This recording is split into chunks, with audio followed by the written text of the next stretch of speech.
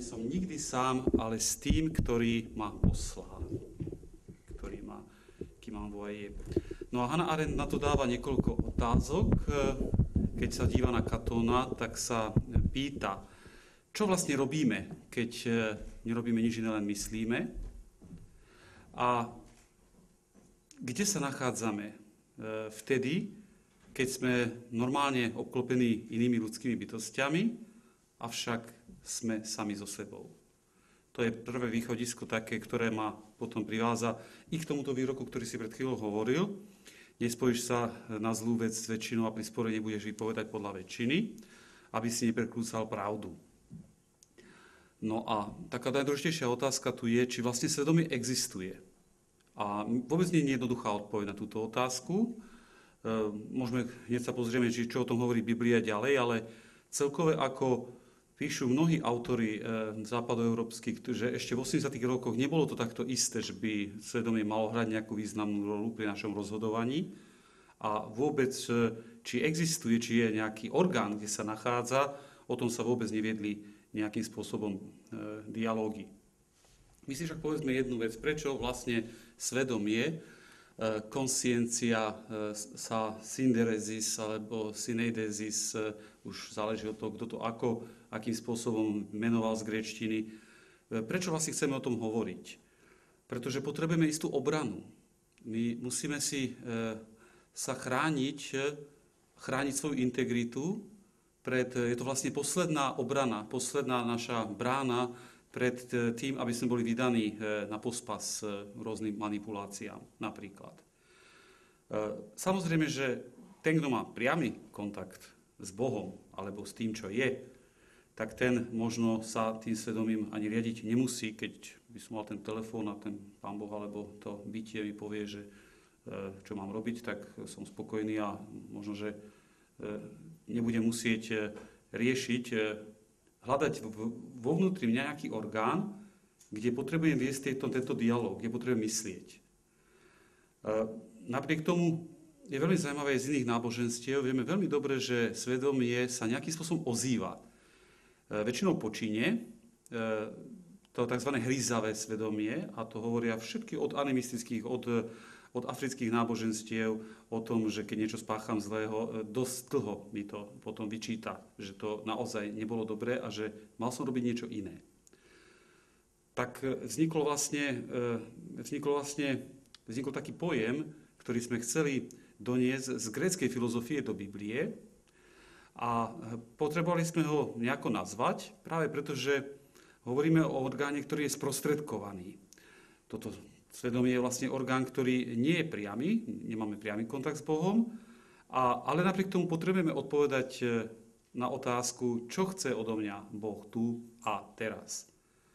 No a otázka je pre nás všetkých 25 rokov po totalite, keď sa tu nachádzame, či vieme na to nejakým spôsobom odpovedať, že či pracujeme s týmto orgánom, či naša spoločnosť sa vôbec zaoberá tým, že svedomím človeka a rozhodovaním sa podľa svedomia, podľa toho, ako človek naozaj hodnotí svoj skutok, ako by ho mal vykonať.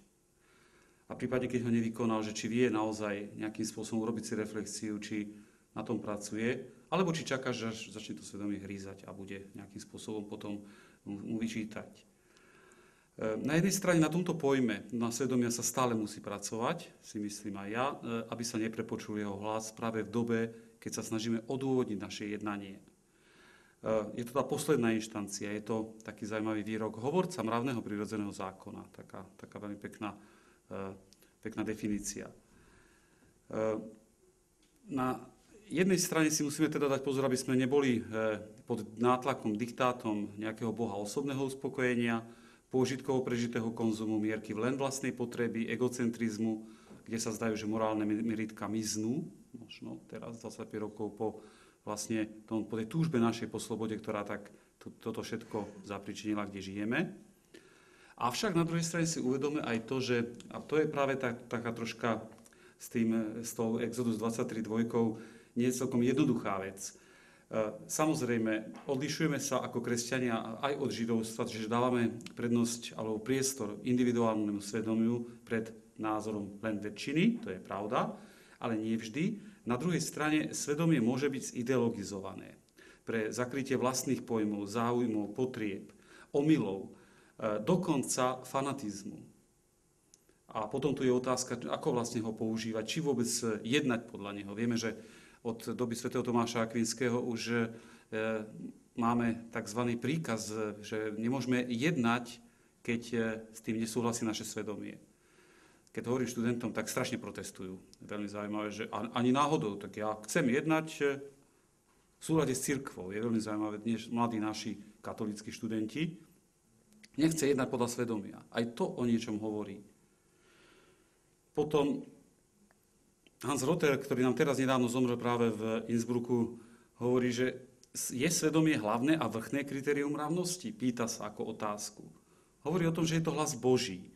Pretože vôľu Božiu sme schopní nasledovať len vo svedomí. Nikde inde ju nevieme skutočne nasledovať, jedine, že by sme mali ten mobil priamo k nemu. Avšak mravnosť a vôľa Božia musia úzko spolu súvisieť.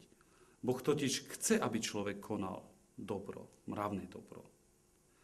Uspokojenie svedomia však nie je otázka vonkajšieho úspechu alebo uznania, ale v konečnom dôsledku skutočnosť, kedy sa jednanie človeka zhoduje vlastne s jeho cieľom, s cieľom jeho života, ktorý prijíma vo viere a cíti v skúsenosti. Svedomie teda nie je jednoducho hlas Boží, ale isté vlastníctvo človeka, ktorý vo svojom konkrétnom živote spoznáva vlastne tzv. Povinný zmysel, ktorý prichádza od toho, kto ho stvoril.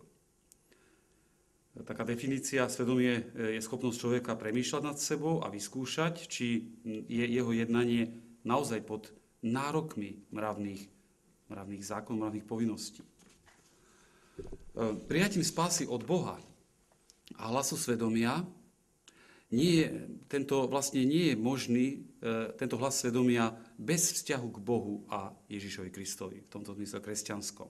I keď na druhej strane si povedzme, asi ste o tom už hovorili, obrovské zásluhy psychoanalytikov, ktorí našli orgán ega a superega a našli vlastne istým spôsobom prirodzeným to, čo my sa nábožensky snažíme tiež definovať.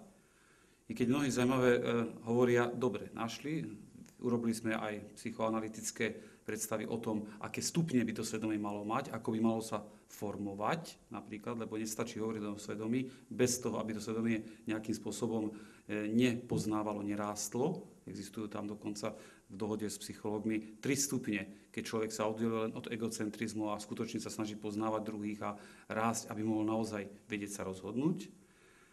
A celkovo ešte taká pekná myšlienka, že svedomie patrí do veľkej náuky vlastne boja proti hriechu. Ak vieme, že niečo je nesprávne, že niečo nás odkláňa od pravdy, od dobra, od Boha. A tu je veľká vďaka stoikom, ktorí vlastne priniesli sme ako na kresťanské náboženstvo znova do filozofie vlastne, alebo do kultúry západoeurópskej, ktorí hovoria, že Boh dal človeku strážcu, ktorý mu vlastne pomáha pri rozhodovaní, teda rozum.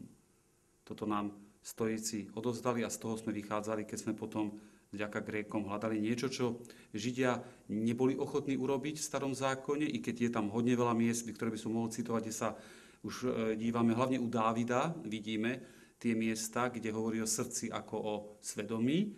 Napriek tomu v starom zákone je dôležité bezpodmienečne poslúchať Boha a neodvolávať sa na niečo prirodzené ani na svedomie. Ešte 2 miesta z Nového zákona, ktoré sme ešte nepovedali, a to sú veľmi blízko seba v Skutkoch apoštolov, 4.1.22 alebo 5.21.33, kde Peter a Ján pri svojej reči na Chrámovej hore ohlasovali zmŕtvychvstanie Pána. Dostali však od veľrady jasný zákaz v mene tohoto Ježiša kázať a učiť. Avšak oni sa rozhodujú, že poslušnosť svedomia je tu oveľa dôležitejšia, že pred Bohom je správne oveľa viac počúvať Boha ako vás. Rozhodujeme o tom sami. Skutky apoštolov 4.19. A druhýkrát ešte raz rada hovorí, zakázali sme vám v tomto mene kázať. A na to hovorí Peter, človek musí počúvať Boha viac ako ľudí. Skutky 5.29. Čiže prvýkrát reklamuje jednotlivec oproti istému vedeniu, autorite, svoje právo jednotlivca a právo náboženskej spoločnosti na svoju slobodu pre seba, pre svoju vieru a pre svoje svedomie, aby takto mohol žiť. Avšak slovo svedomie sa objavuje prvýkrát vlastne nie v týchto kontextoch, ale až u svätého Pavla a v jeho listoch. A ešte ten taký krátký malý most. Veľmi veľa ľudí bolo prekvapených, keď som im hovoril, že Hannah Arendt vlastne hovorí, že ten, kto objavil slobodu vo filozofii, je vlastne svätý Pavol. Ďakujem za pozornosť.